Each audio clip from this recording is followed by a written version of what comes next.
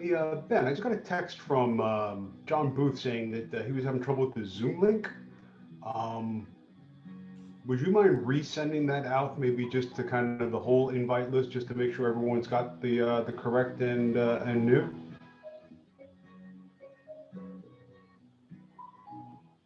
I don't think Ben's actually on, Rich. I saw him. Well, he's on, but he doesn't actually, like, he just turns it on and walks away. Nice. I'll forward it to John. Yeah, thank you.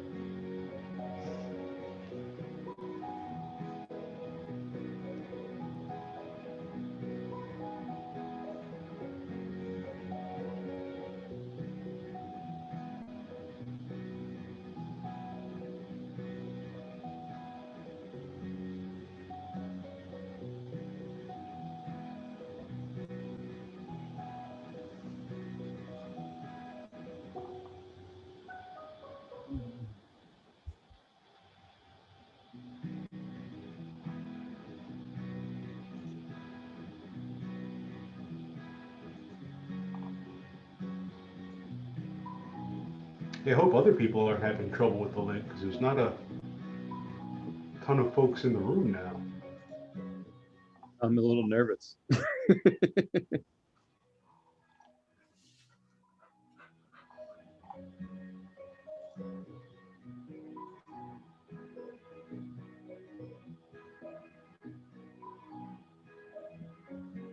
Yeah, we're starting to get folks in.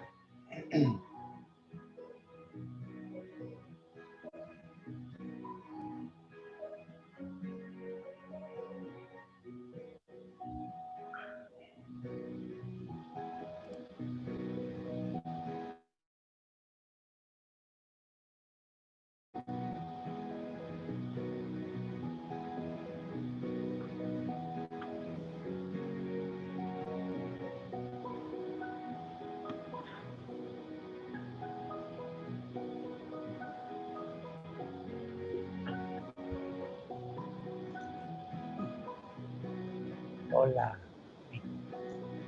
Hey.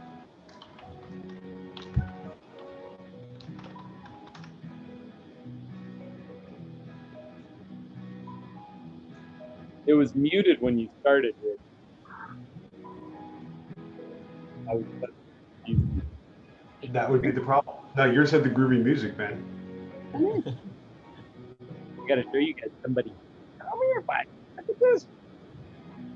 We got a new puppy. Oh no! Look at that. Yeah, this is Gasper, Nice. the newest member of the family. What a cutie. Yeah, he's a cutie. He's a troublemaker. We got him like 5 days ago. Whoa. Cool. Hi. Yes, right. That's a nice puppy. Yeah, he's a keeper. He's a keeper. He's getting along with Lola nicely. She has a new friend. Yeah, she does have a new friend. She's kind of bouncing back to normal a little bit.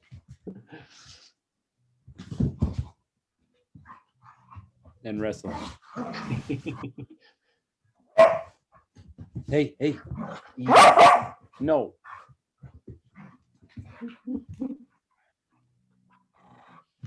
Stop. Hey, go lay down. Now, go lay down.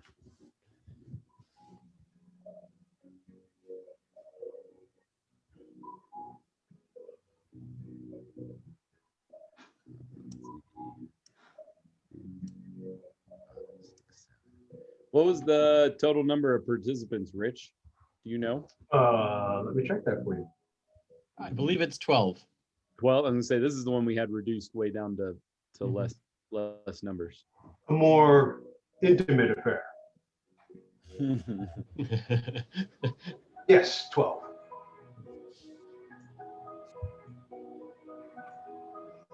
This is small theater. Looks like we have 8 so far, or 7.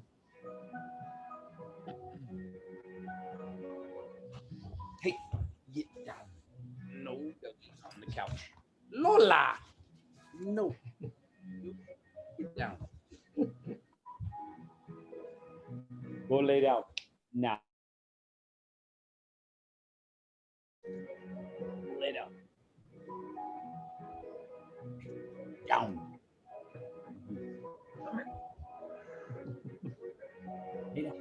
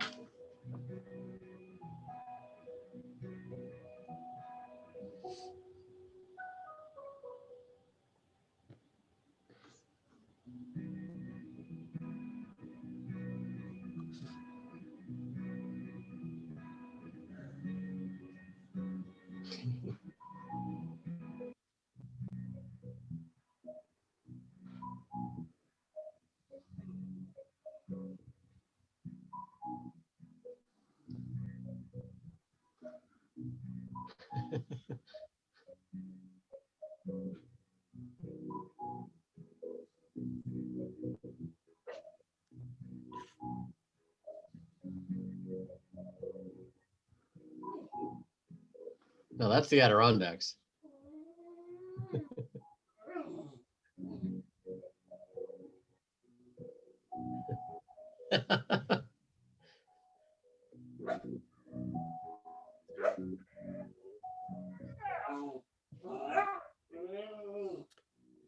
You guys have 8 of 12. You want to start, or you want to give it a couple more minutes?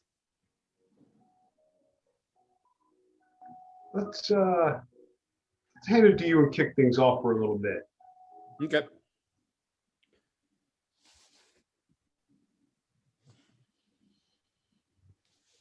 Is it me? It's all you, man. I don't think I can take it. Oh.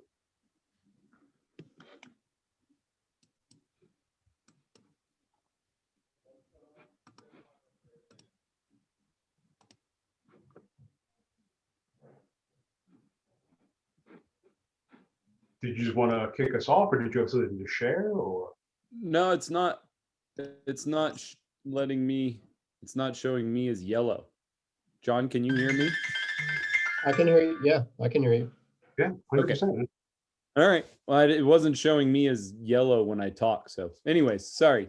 Hey, folks. My name is Jeremy Osborne. I am the current director of Winter Mountaineering School for my final season as director. Rich is the current assistant director, and next year will be the director. And then John, your other presenter tonight, was the former director. I Right got before. like 3 generations here. 3 generations of directors tonight. But anyways, we are the Adirondack Club Winter Mountaineering School. We're an all volunteer staff, and we lead a 1 week long, up to 1 week long mountaineering program. We're normally at the Adirondack Lodge for the week, kind of January, beginning of February. But we teach introduction, basic level mountaineering skills in which you can build on from there and go and conquer whatever peaks are on your tick list, your so desired tick list. This program's been running for a very long time, and usually we do it obviously live, but with COVID this year, we're doing this online seminar style via Zoom, and we're recording them all. So if there was one that you were interested in signing up for and missed, we're in the process of getting them online in some form or fashion. So stay tuned to our website or our Facebook channel, and you'll get more details of how to go watch some of the other presentations that you might have missed. I'll go into a little bit of more of that at the end, but at this time, I'll turn the advanced trip planning course. Excellent. Thank you, Jeremy. So, so tonight we're going to do some advanced backcountry trip planning. And, we've got a nice small group here, so we have lots of time for Q&A and maybe detailed questions, little rabbit holes you guys want to go down. That's just fine.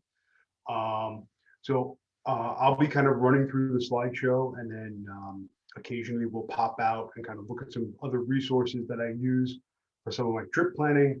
And John and of course Jeremy, feel free to interject any color commentary that we need to. And Jeremy, if you're just going to keep an eye on the on the chat and on the Q&A, that should be around there somewhere for you. But yeah, let's get this kicked off. And so, and what do you want to do? It's kind of like your first big question, right? Daydreaming over maps and guidebooks is kind of what we all like to do from time to time. So we're going to talk about first some resources to kind of help you decide, where to go and what to do. Like you've kind of already got this idea, and we'll get into some of those tools and resources that we find most useful for that kind of stuff. And so, as far as like mapping and browsing apps and stuff like that, a lot of what I like to use is I'm a big fan of. I'm gonna grab a pointer here. There we go. I'm a big fan of Gaia GPS and Google Maps and Google Earth to like at least start off. Gaia is great for getting in all the details as well, but it can be pretty good just to use as a map. Google Earth and Google Maps is good just for kind of main view stuff. And I like Hiking Project a lot, just because I can filter and sort established trails pretty easily. And we'll pop out and go into some of those, one by one. There we go. And then, so kind of once you've used those tools and kind of gotten some general sense of what you're doing, you start to transition from just kind of shopping around into like some hardcore research and planning, and exactly how to get a certain trip laid out, and some good time estimates for yourself. And so, again, there's some repeats, but some good research online sources that you're going to run across. As far as general ones, Summit Post and Peak Bagger are great. There's a lot of data. Pretty much any mountain in the U.S. and Canada, if not worldwide, has something on Summit Post. And then, of course, Mountain Project and Hiking Project, the kind of project realm that REI bought out a couple years ago. Really awesome resources for trip reports, detailed mapping, all kinds of stats, stuff like that. A couple of forums that I don't know how active they are anymore. I remember the High Peaks forums used to be super active like 5 or 6 years ago. I think that's been on the decline as far as I know, as some other platforms have taken over that we'll see in a second. Views from the Top, I think, is still pretty active. That was always a pretty good forum, but that's more kind of like New England based. That's like your New Hampshire crew up there. Guidebooks and maps from the ADK are going to be awesome resources. Everyone should know about.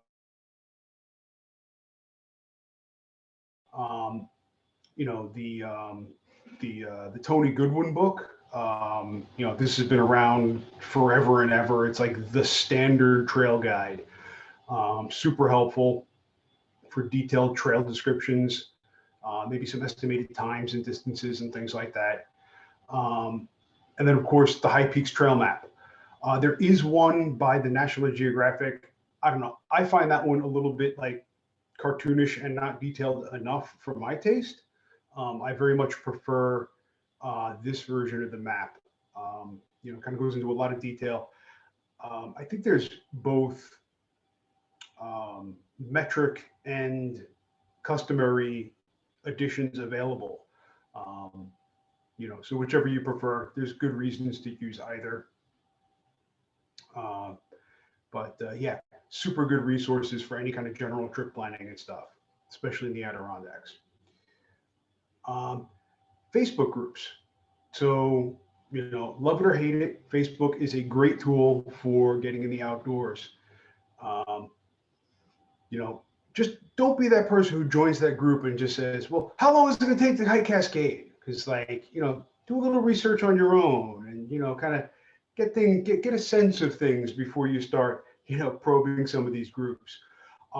The ones up here are some of the ones that I personally belong to, kind of like to keep up on the buzz. Some are more popular than others. Things like Hike the 4,000 Footers in New Hampshire and Adirondack Backcountry Hikers, tens of thousands of members. Adirondack Outdoor Adventurers, about 150 people.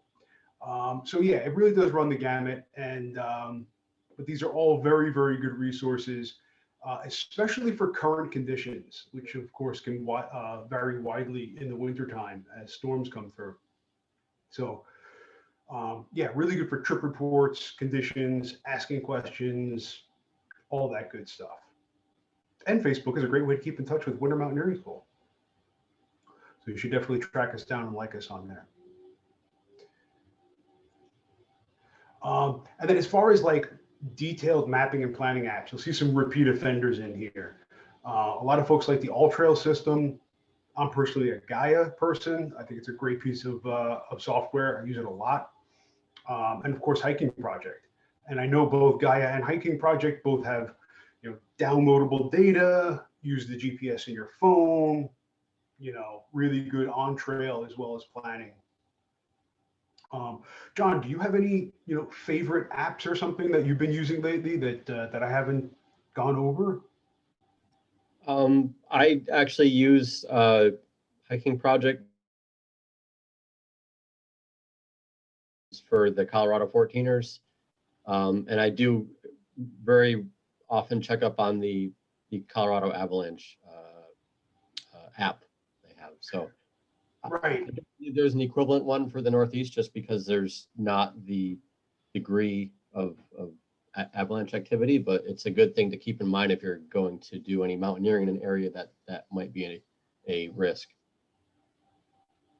Yeah, that's a great point, John. So just like, we went through some of the resources already that are very Northeast specific, whether that was Adirondacks or, kind of the Vermont and New Hampshire, White Mountains, Green Mountain stuff, and even Catskills.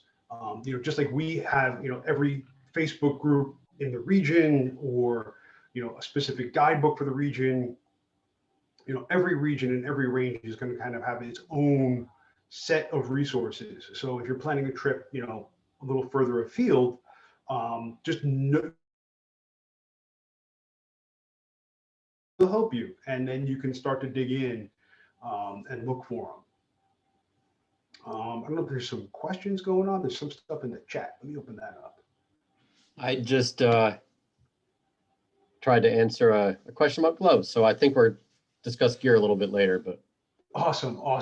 Figure I'd take care of that. So. Yeah, for sure. Thank you for that good question, though. That's yeah.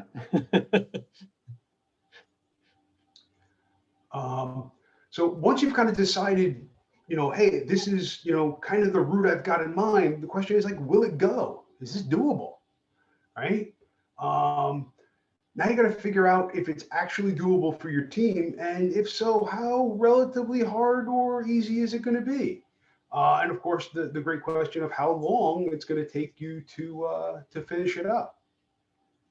And so there are some resources you can use for like quick, dirty, back of the napkin type stuff, right? You can, go on one of these apps and just find kind of the overall distance and the overall elevation gain from point to point, um, from the map or the route description, and get a sense of it that way. Another one is guidebook time. Like if you're using a guidebook, often guidebooks will either have their own kind of calculation formula, like the ADK book time that we'll dive into a little later, or some will have, an estimated time for each route or section of trail. And of course, trip reports. These are going to be great resources, and we can dig into that as well. But the internet is just full of blogs and trip reports and forums, where folks are kind of posting their trip, their conditions, the time that it took them, and you can help that decide whether or not that's for you. I know, John, that's a big method that you use, right? When you start going out and you start looking at folks who have done it, who are similar, who you might even know. Exactly. So yeah, that it's often a quick shortcut instead of going through all the numbers and the math and calculations of elevation and distance. If you follow a blog pretty regularly and you've done some of the same hikes as that person, even if you don't know them personally, over time you get to know how you compare to their pace. And if you're similar, you can say, hey, if they do it in like X amount of time, I can do it in X+1 or something like that. So it's just a quick little shortcut that I do check, like a kind of a sanity check to make sure it's it's going to stand up. But it's a nice little shortcut to check my math. So Yeah, for sure. Yeah, I always want those multiple data points, right? Like if my calculations say this and the book time says this, and Mhm. and John, that's a great point. Like you don't have to know these people personally, but you linger around in these forums long enough, you read enough trip reports. Oh, this so and so user did this hike, like you said, in 4.5 hours or something. And then you went out and tried it, and you get a sense of where you are, either relative to specific people or to user groups as a whole. Mhm. So that can be an awesome tool as well. See, yeah, we're doing pretty good on time. So yeah, now I want to kind of pop out of the slideshow, and I'm just going to screen share a couple of tools and kind of how I use them and the thought process I use. And John, I'm sure yours is similar, but of course, you're going to pop in and let us know all this stuff. Yep. Here we go. Yeah, so one great one is hiking project, right? So this is my hiking project, and it's a pretty great tool. You should definitely make an account. What I really like about it is, I can just kind of bum around on the map, right? And just kind of come in, hey, let me come into the Adirondacks somewhere, where most people here are familiar. Yeah, so those Black Diamond trails, gotta love it. And so this is great because, you can just click around on this and you can come to individual trails. I'm actually going to kind of bump up my zoom so that maybe folks can see a little bit better. But yeah, as you come through, and it's all, a lot of it's user-based, where people are uploading their own photos. It's got star ratings. And what's really nice is this filter, right? If I'm looking for, I want to take out this stuff. I don't want a nature walk. I want to kind of get out there. So I can check those. So now it's only going to display those. And then let's say distance. At least a day trip, or something about that. Right. And so now it's only displaying the trails that are with those parameters. And then as you scroll around, you can kind of check out what's going on. And then you say, oh, okay, yeah, maybe I'd want to, yeah, here's Heart Lake, right? You can kind of recognize that. But yeah, let's, look at the Algonquin Trail. And if I click on it and I click on the trail, it's going to bring me into this detail view, right? And what's super handy is it gives you this whole elevation profile, right? And this is good for kind of like quick and dirty stuff because, I know I'm going to start at the start of the trail. And I don't know if you guys can see this, but a little man appears up on the trail, where you are down here. You can kind of, the trail goes up and over Algonquin and then down over to the lake on the other side. We know that's not where we're going, and so you can kind of pick off your data points, right? You can say, oh, I'm starting here, and Algonquin, the peak proper, yeah, that's right here. That's at something like the 3-mile mark, right? And it's telling me right there, 2.88 miles, 5,000 feet. I can come back here, grab my data point, the lodges is something like 2296. I can do a little bit of arithmetic, and I can start planning my times. It gives you all kinds of data about grades. You can personally rate it in your account. You can add a difficulty relative to you. And I think that also goes into the database of, as people rate these in difficulty. So it's kind of crowdsourced data there. So I just want to jump in there, Rich. Yeah. We did have a question about the accuracy of crowdsourced data. So it would be, I thought I'd just jump in and make the point. This is a great planning tool, but you should verify with a absolutely with a published verified source. Yep, those multiple data points, right? Multiple independent routes to the answer. So yeah, difficulty is crowdsourced and it is largely subjective. And so you definitely want to be aware of that. But again, that's something with experience where, when you go on, and it's going to vary widely region by region. People who think that something is difficult in the Adirondacks, they might have a very different sense of things in another part of the country. Maybe mainly because our trails are really steep and rocky, and maybe other ones are more well-groomed and a little more gentle. And as far as the crowdsourced data itself, the mapping and the trails, I believe they're taking from bona fide sources. The things that are crowdsourced and user input are things like the description, of course, the photos, things like that. And all of the stuff here in the check-ins and their little notes, right? Like this guy saying, backing down to the lodge, also did right, very difficult trail for dogs, 9 miles, 10 hours. It's a data point, right? It's something you can use in your planning. And then obviously user uploaded photos, you can get a sense of things. Although sometimes I find that if I want to have my experience on the trail, I like to kind of ignore the photos a little bit, right? I don't want that full preview. So actually these brings up an interesting point, having all these photos, because I see another question on here, like what tools would you use to confirm you reach the actual summit? So you could, if you're lacking a benchmark or actual summit sign, you could use a previously posted photo to make sure you don't overshoot the summit or you're not on a false summit. And there are other tools as well, like GPSs and altimeters, but which I think we're going to discuss a bit later. That's part of gear. There's kind of, but these actually are, the photos can be a good tool if you don't mind spoiling your surprise. Yeah, that's an excellent point. Especially if you get up there in a whiteout. Yeah, definitely been there, done that. Yeah, so that's kind of, obviously there's a lot to dig around in here. You guys should definitely go on and browse this yourselves, but it could be a very excellent tool. And then once you have the account, you get the phone app, right? You can download all the data for a certain area. This way, hit the trail, put the phone in airplane mode so you're not chewing up battery. GPS still works, and you got all these descriptions and stuff.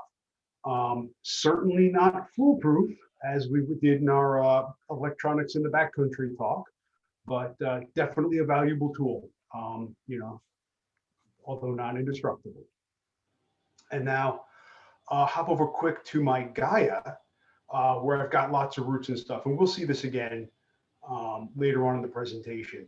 Yes, this is my guy, and I've got a bunch of trips in here that I've done before or planned and things like that.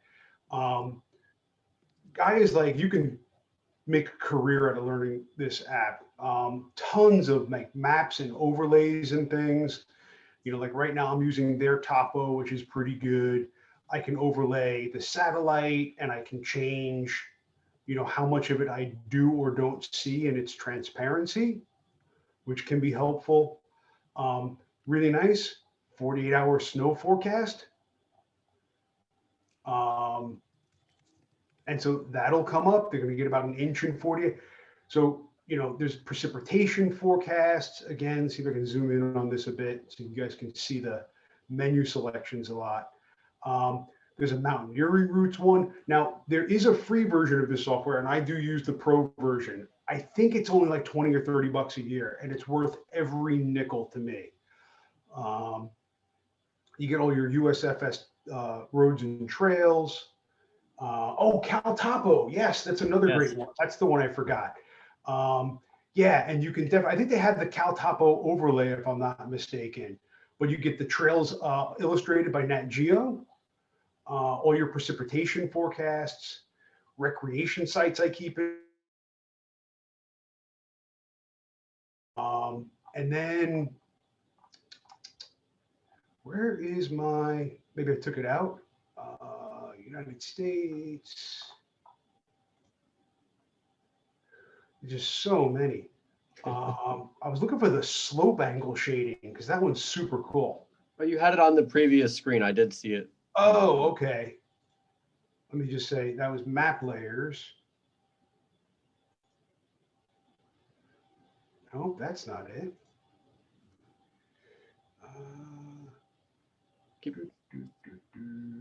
There it is. Oh, there it is, slope angle. So bang, if I hit this one's great if you're traveling in or around avalanche terrain. Avalanches aren't super common in the Northeast, especially the Adirondacks, but they can happen. They call it Avalanche Lake for a reason. And so when I start zooming in here, angles, and if I'm not mistaken, I forget what it is, but somewhere either buried here or in their documentation is a key to what the colors mean. And it is nice that red is kind of around that 40 to 50 degree zone where a lot of avalanches occur, most statistically. And so when, you can tell if you're going to be number one on avalanche terrain, or number two, if you're below avalanche terrain, right? Because you don't want to be in the avalanche, you don't want to get avalanched upon. Avalanche science is a whole other discipline, as Jeremy will certainly tell you, and he's doing an avalanche awareness presentation, I think, coming up soon. But this could be a super handy tool for that, or to just see like how steep is the trail.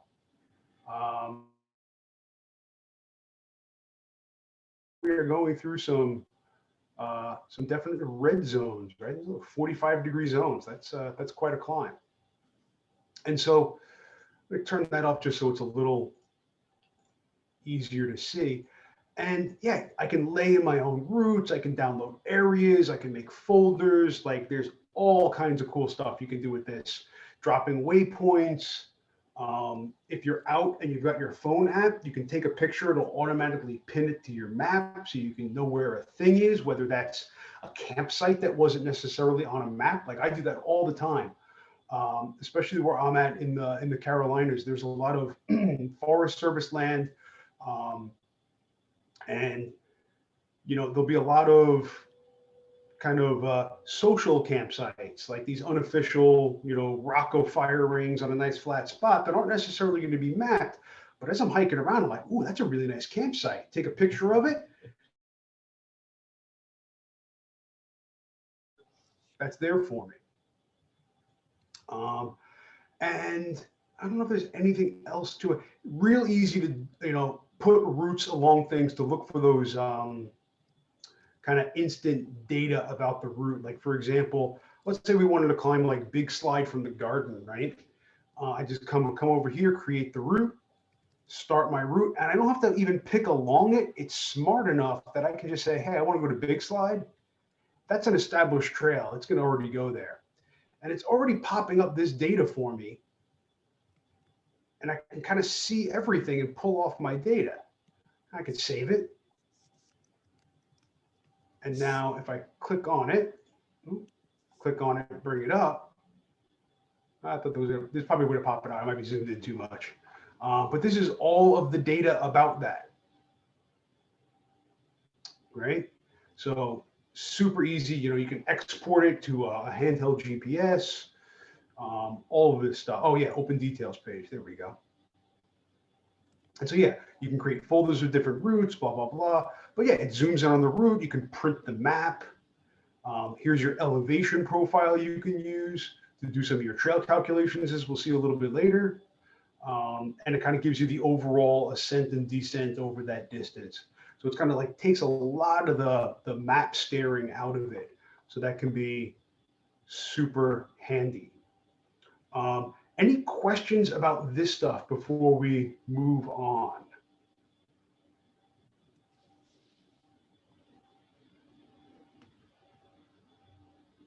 Yeah, just some folks chatting about like some alternatives with online resources, which is awesome.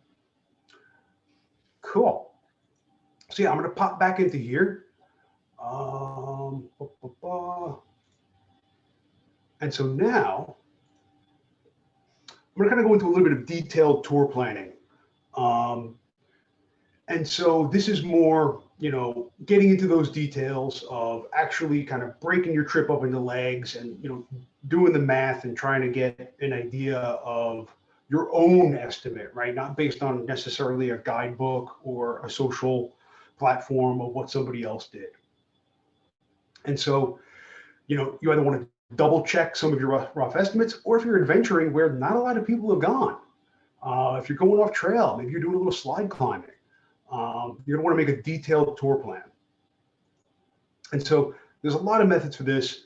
I'm going to go over the ADK book time that a lot of folks are maybe familiar with. It can be very useful, especially during the summertime. Then I'm going to go into the Munter formula, which not a lot of folks know about, but can be super powerful. And then the elevation gain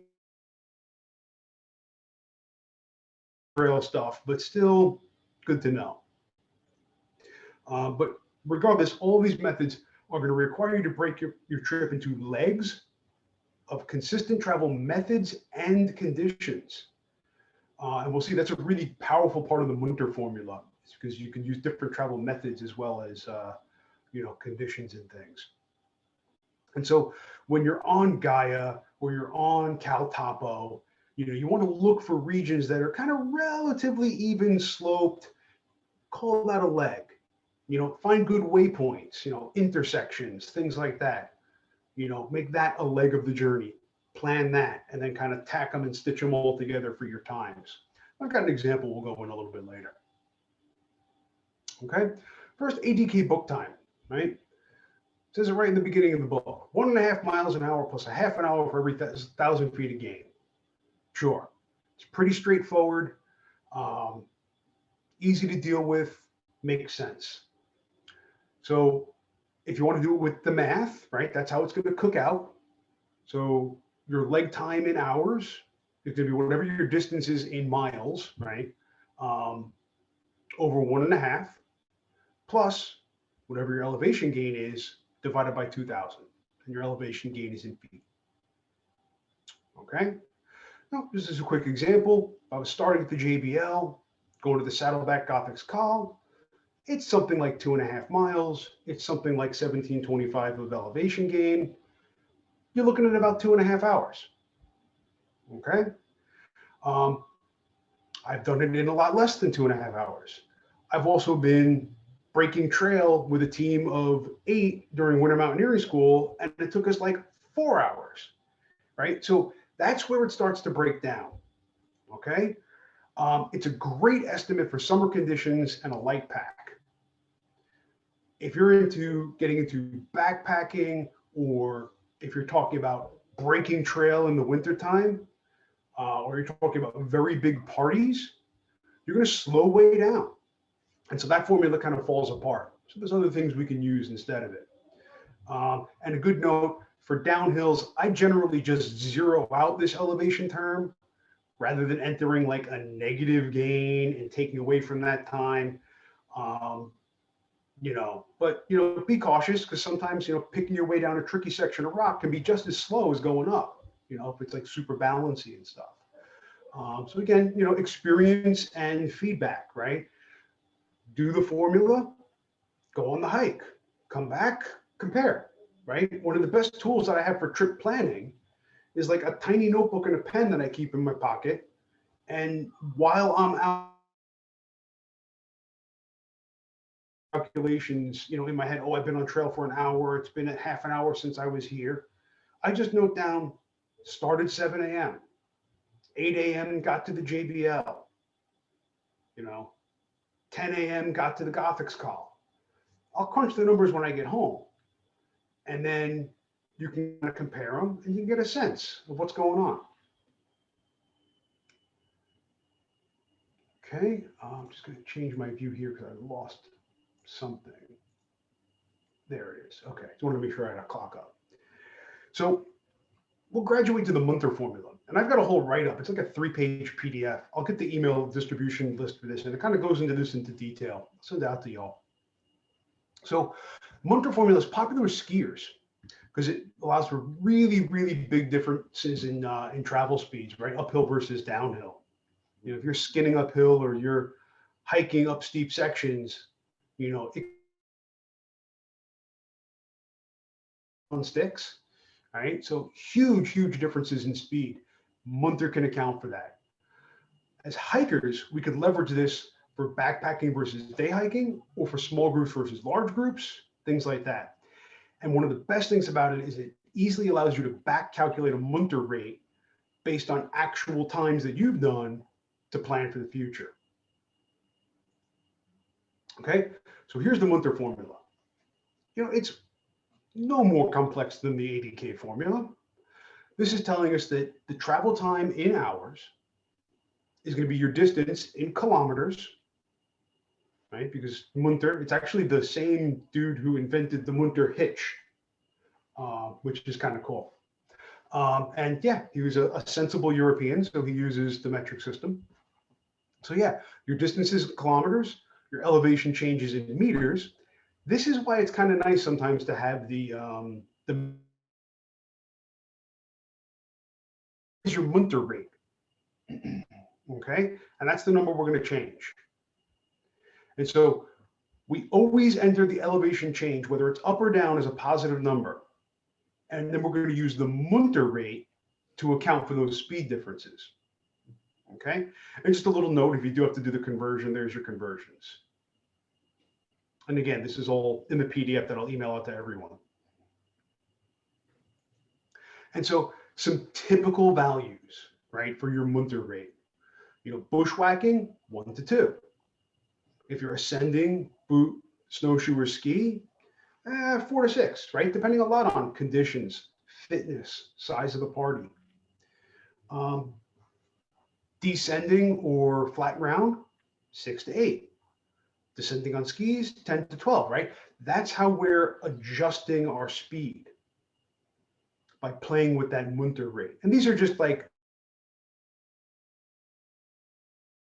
don't be surprised if yours are off depending on your particular circumstances. I see you left off severe post-holing. Point 2. Yes, indeed. No, because we never post-hole, John. That's right. Snowshoes or skis. Okay. That's right. So the reverse Munter, right? You just do a little algebra. You can calculate your rate based on the distance you went, the elevation you climbed, and the time it took you. Therefore, just kind of note down all your times, crunch the numbers when you get home, and you get your Munter rate for the trip. Right? And then you can say, oh, it was deep snow, we had 12 people, it took us a long time, and so that was the condition. That's the snapshot trail. Completely possible. Okay. Monterey is really good if conditions are pretty. It's good for planning your trip in advance, right? Because you have this whole formula, and it's not super intuitive, and you kind of got to sit down with a pencil and paper and do it. Elevation gain rate is really, really good if your average slope is like in the 20 to 40 degree range.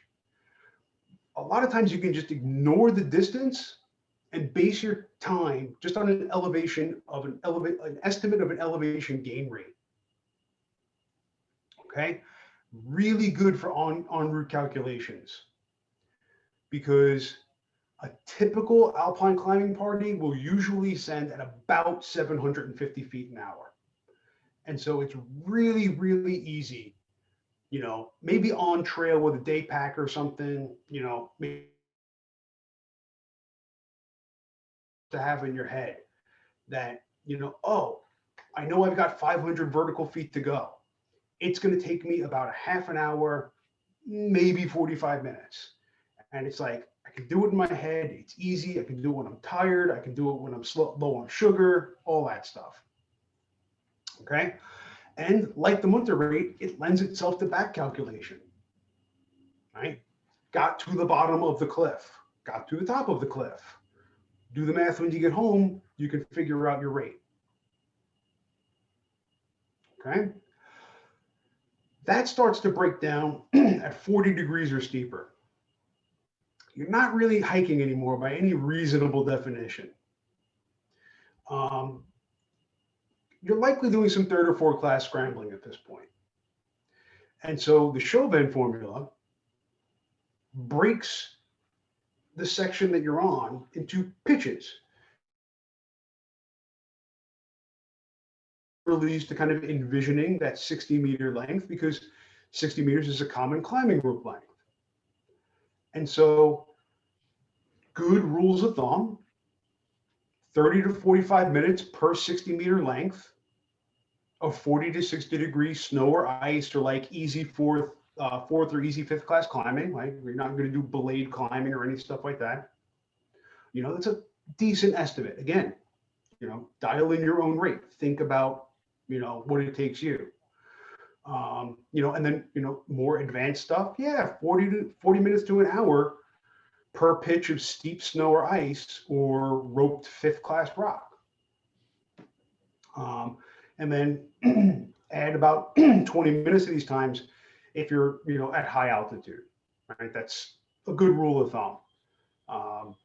Because maybe one day you trek to Everest Base Camp, or you go to Machu Picchu, right? So yeah, and that's kind of like as steep as it goes. In kind of our ADK book time, Munter rate, gain rate, Chauvin formula. You can kind of plan any kind of trip you want. General descent time. You can do all the calculations and use the Munter rate for your descent and all that good stuff. But if you've just got a straight out and back, a fair estimate, it's going to take you about 3/4 of the time it took you to get there to get back. So that's another really good one for while you're on trail. Because let's say you sat down and you did all your detailed calculations. But man, you ate your Wheaties that morning, and you totally beat your estimated time up. Well, now your estimated time down, and your estimated return time is way off. But you can look at your watch and say, oh, well, I left at 7 and it's 2 p.m. now. Do the arithmetic, roughly break it into 3/4, and that's about when you'll get down. It's a fair estimate. But beware, it can shift in unexpected ways in like extremes of fitness, right? Like a really, really fit party might be able to ascend really, really fast. And the descent, like, you're not just going to run down the mountain, right? Your descent's going to be closer to your up. And conversely, if the party's not in great shape, you might struggle a lot on the ascent. Like if you've got people in your group who, are a little lacking in cardiovascular fitness, you might struggle going up. but then going down is going to be much easier and you're going to be going much faster. So just kind of things to keep in mind.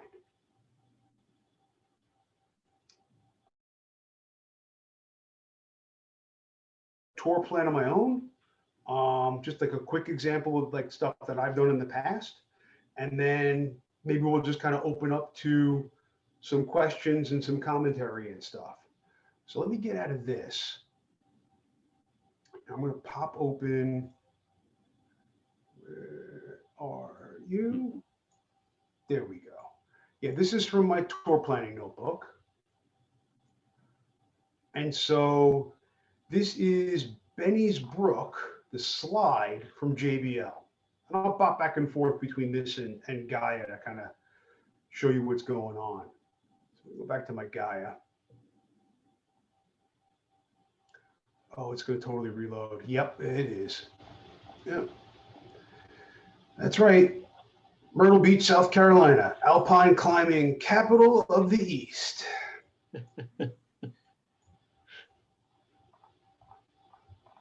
Okay, back to the Adirondacks. There we go. That's where I should be this weekend. Okay, Benny's Brook slide, right? So I broke this tour. You know, here was our base camp at JBL. You know, we have to approach the base of the climb. Move this back over there. And then I went in and I kind of looked at the slopes and things. And I said, this first section is relatively low angle, right? I can look at that and say, you know, yeah, these contour lines are pretty far apart. That's relatively low angle. The steep climbing's up here. So I've broken it into two pieces. Leg number 3, right? And these are critical to do on your own because that's not a trail, right? You're not going to find that in a guidebook. But then we're back on the trail, pop over the lower wolf jaws, and then down the trail and back to the cabin. Okay? And so yeah, leg 1, JBL to the slide base. And I'm doing all of these with like different calculation styles based on the type of terrain I'm on and what the best formula is for that particular leg. So it's a mile on trail. You drop like 200 feet, nothing significant. So I used ADK book time. Yeah, it should take us about 45 minutes. Okay. We're going to bushwhack that lower slide. You know, depending on conditions, that can be kind of slow. Well, I measured it on the map. It was like 3,000 feet. That's almost a kilometer. My elevation change, stuff it into the Munter formula. What Munter rate do I use? I'm not really sure. Try it with 2, 3, and 4. Now I have a range of times, right? Also compare it to an elevation gain rate, right? If I'm ascending at just 500 feet an hour, it's going to take me like an hour. If I can do 750 feet an hour, it takes about 0.7 hours. Now I've got all these numbers that are kind of like hemming in what the time might be. And then I look at them and say, yeah, if we're really fast, it might take an hour. If we're slow, it'll take an hour and 20. At least I have a range. Okay. Same thing for the upper slide. Get the data, do a couple of conversions, come to a conclusion. 1.5 to 2.5 hours. That might be a wide estimate, but it's still an estimate. It's something that we can use. Okay. Up and over the wolf jaws, that's on trail. ADK book time. Boom. Okay. Back to the JBL. ADK book time without using the elevation, right? Kind of add them all up. 5 hours moving if we're moving fast. Okay. Add in my transitions, right? I figure, yeah, I'm probably gonna have to stop and action a couple times. You know, pop off my snowshoes, put on my crampons, get to the top of the slide, crampons off, snowshoes on. That's gonna take time. And if it's a nice day, you can bet I'm gonna spend some time at the Wolf Jaw Summit. I'll give myself a half an hour for that. Add it all up, it's a 6 to 7.5 hour tour. You definitely don't want to go on those 3-hour tours. That'll get you landed on an island. So now that I know about how long it's going to take me, well, when do we want to start? And this was a student trip. So I always ask the students, hey, when do you want to start? I would say, no one ever regretted an early start. So they say, Alpine start, let's start at 4 a.m. Well, yeah, the problem is that it's going to take us 45 minutes to get to the base of the slide. I don't really want to be climbing this slide in the dark. So I'm going to plan my tour. So that first light was at 6:40, right? Look on my sunset, sunrise charts. So yeah, let's leave the JBL at around 6. Therefore, we'll be at the base of the slide around first light, right? Now we can climb the slide in the daytime. And the views and the alpenglow and the like big slide lit up, it's priceless. You don't want to do that at night. The slides have like the best views. Okay. So our calculated return time is between 1 and 1:30. Okay. Our margin of error until sunset, which is at like 5, is like 3 hours. We've got a huge margin of error before we're stuck out there at night. Okay. And yeah, our descent time, is leg 4 plus leg 5. It's something like 2 hours.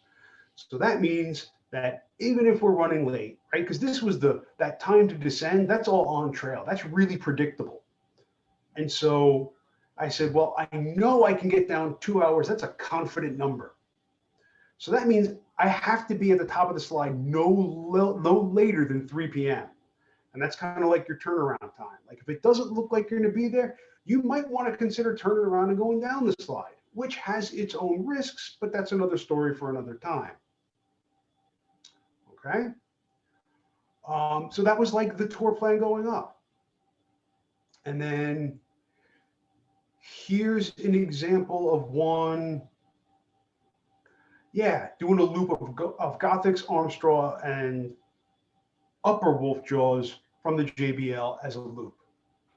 So again, this was a lot of like ADK book time.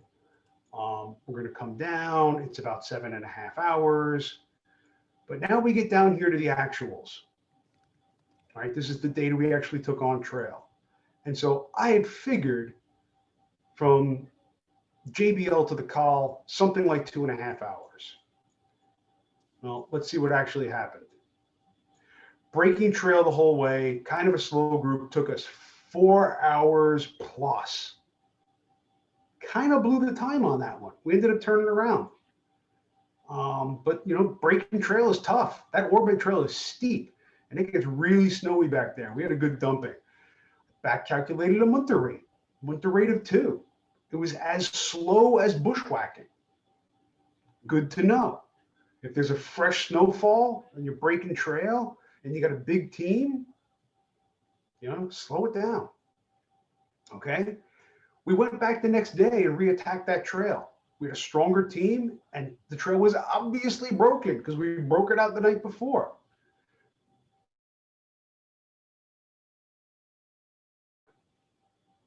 Okay.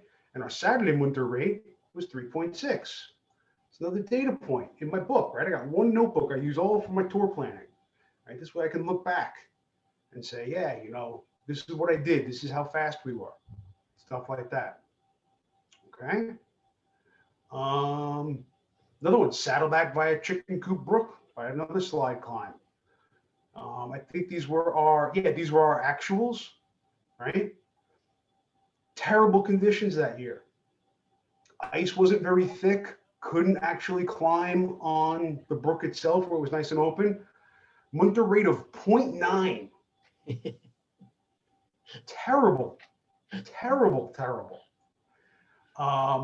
Only that made sounds like type 2 fun. Yeah, it was terrible. 430 feet per hour of elevation gain because that slide just gets choked with snow. It's terrible. Saddleback cliffs. You saw that photo before. Took us tremendous amounts of time going over there, coaching the students. Like they haven't done a lot of mixed climbing. Here we are with crampons on rock, right? And so I just make some notes about who we were, what it was about, and now I've got that data. So yeah, we've got about 10 minutes left in our time. So I'm going to kill my screen share and kind of open things up to, a little discussion or Q&A, or John wants to add some color commentary, stuff like that. Rich, there was a really good question on turnaround time. The question is, you kind of hit on it a little bit, but it might be good to go into further detail about how we kind of back plan turnaround time. Yeah. Do you plan a turnaround time to be sure you're not going to run out of daylight? I'm setting up a trip plan. First of all, I'm always leaving that trip plan with a base crew, the front country crew, right? And kind of in that plan, I'll have an expected return time, right? That was like that 2 p.m. I expect to be back around 2. But then there's always a panic time that I leave for my front country crew. And, that's to give, if something goes wrong, if someone breaks a snowshoe, we got a post hole back, someone has a minor injury and they're limping along, but like no emergency, like give us a chance to self-rescue. So that panic time, is going to be like, 8 p.m. or something. And you can communicate that to your front country crew. And so as far as a turnaround time, right, that has to be somewhere in accordance with that, with your envelope, right? Like that's the time at which you need to be back, with some margin before that panic time, right? Before your front country crew either goes looking for you or calls the Rangers out. And so, turnaround time, good rules. I think this is in the write up. If it's not, I'll add it. Good rules for turnaround time. Set it during your planning phase, just before you launch, and it always gets respected. Because it's way too easy to be like, oh, we've only got another 500 vertical to go. Let's totally just push it. And it's like, I hit the turnaround time. It's time to turn around. It gets way more difficult for loops and through hikes, right? Because then there's really not that turnaround point that you're going to have anyhow. So that's kind of, those are harder trips to plan, to be honest. And something like that Gothics loop, you get to some of the Gothics, it's like, well, do we go down the ore bed or do we just kind of like run along the ridge and then go down? And it's like, they get to be some very difficult decisions about that go forward, go back, right? Also, every good trip plan, when you're starting from the very beginning and you're analyzing that map, look for your bailout points. Is there another trail that can get you off or below tree line at least? So lots of nuance and stuff that we go into at Winter Mountaineering School, especially in our advanced sections. And we've kind of chewed up a lot of our time kind of going into the planning, like the actual how long will this take me?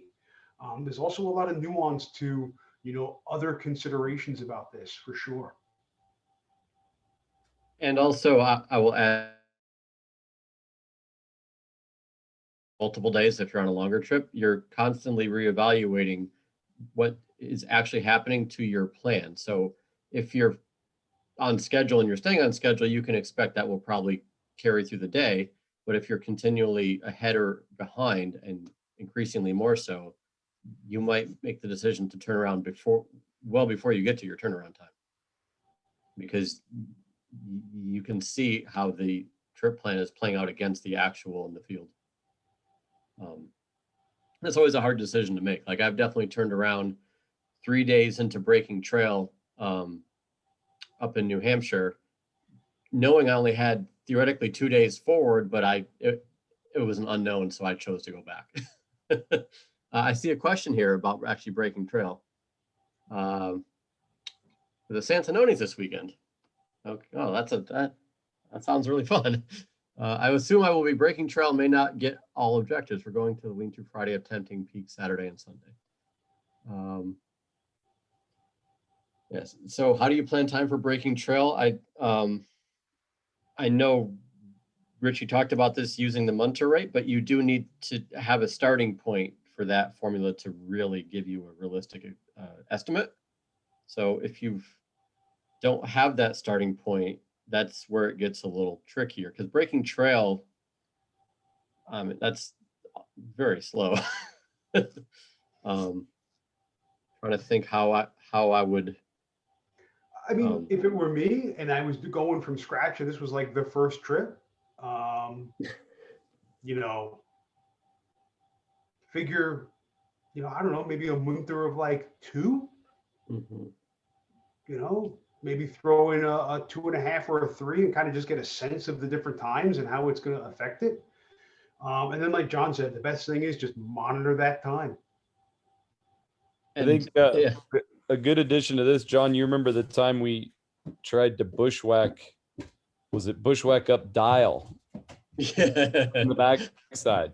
I mean, this is a perfect example of how I think to estimate properly, because we estimated, I think, what did we estimate? We estimated 2/3 of our time going forward and 1/3 going backwards. John, was that right?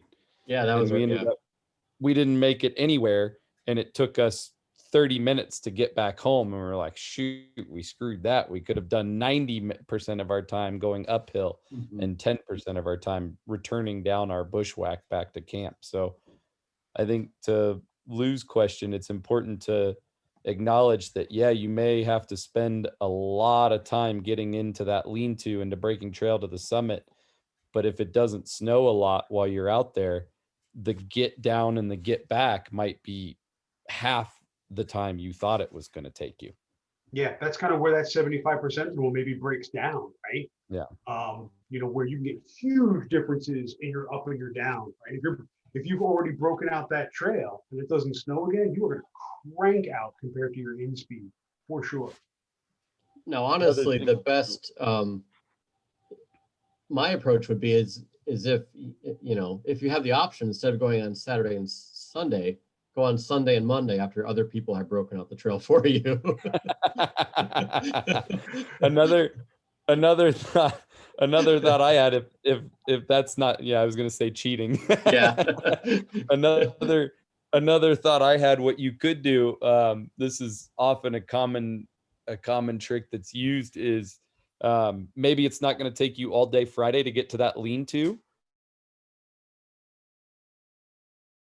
Building your platform, spending all the effort to get camp right. And if there's 2 hours left in the day before you decide you want to be done for the night, spend that 2 hours starting to break out the trail the next day. You can make maybe a mile and a half's worth of effort in an hour and a half, hour, 45 minutes. And then you can be back in camp in that, 20-minute time frame, 30-minute time frame. Yeah, way easier to keep warm than sitting around a lean-to. That's a great idea, Jeremy. And I will also add to that. If you do get an early start, often in the morning, the snow is more frozen and firmer, so you won't sink as far into the snowpack if you're breaking trail.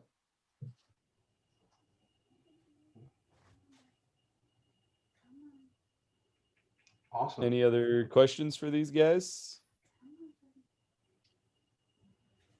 I don't think we missed anything. I think I caught them all. I think, John, you answered several. Yeah, I tried to.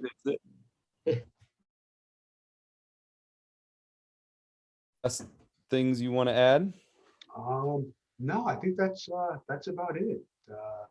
Yeah, you can kind of usher us John? out. I'll grab the. I will say, John, you have anything? These are great tools, and I've used them like everywhere from Mountain Joe at the lodge all the way up to the Mount Baker and the North Cascades. So they're really useful, flexible tools that you can use for any scope or difficulty of objectives. So it's kind of nice to get your bearings in familiar territory like the Adirondacks, and then you have some data to work with as you take on bigger objectives throughout the mountains. We have another question. There you go. That's a good one. Skills, yeah. That's why I try to always go out and brush them up once in a while, right? So when I asked, do you find it's easy to do, but I find that if I get enough practice, with some regularity, I can keep it unrusty enough to get myself out of a bad situation if my phone dies.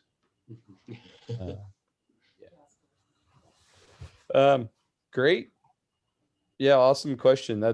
I used to be someone who was very curmudgeon and would only use a compass, but I've found myself starting to like Gaia quite a bit and using it a bit, but I don't exchange Gaia for the compass. I use the map and compass for for the more, I would say, complex things or longer things, and then I use Gaia for the quick, like the micro details. If I'm near a lake that I'm bushwhacking to and I should be within 100 yards of it but I don't see it, then Gaia is the perfect way to figure out, oh, I'm 100 yards east of it. That'll get me right over to it, you know. But anyways, thanks everybody for attending. A pitch for next year's school. We will hopefully, fingers crossed, we'll be starting to plan Winter Mountaineering School 2022 this March, with an anticipated running of the Adirondacks program at the end of January, and then we do a White Mountains section in usually in mid-March. And we'd love to see you guys out there and join us in the mountains for a winter trip. And then the other pitch we have is go check out our website, which is, oh God, I'm blanking. What's our website, Rich? Winterschool.org. There we go, winterschool.org. Thank you. It's where you can sign up for a program. It's where you'll be able to find information when we post it, as far as where the other lecture sessions that we've done, where those will be posted.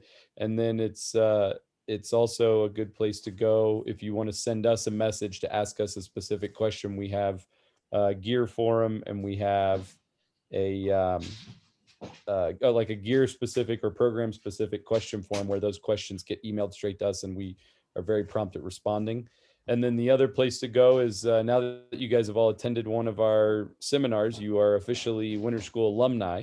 So please go join our Facebook page, ADK Winter Mountaineering School alumni, something like that. Google Winter Mountaineering School alumni, you'll find it. But there's a lot of good resources on there. A lot of the instructors are on there fairly regularly and can answer your questions. You can find hiking partners on there. Kind of use it as a good resource of how to meet like-minded individuals that can help you answer your specific questions. There you go. ADK WMS. I think there's an alumni at the end. Once you're on there, you can no, the facebook.com/ADKWMS is our Facebook page. And then you can search for the alumni group just in the Facebook search bar. Gotcha. I'm not the biggest Facebook user. I'm not one of the ones that is regularly on there. So, but with that note, thanks everybody for attending, and have a good evening.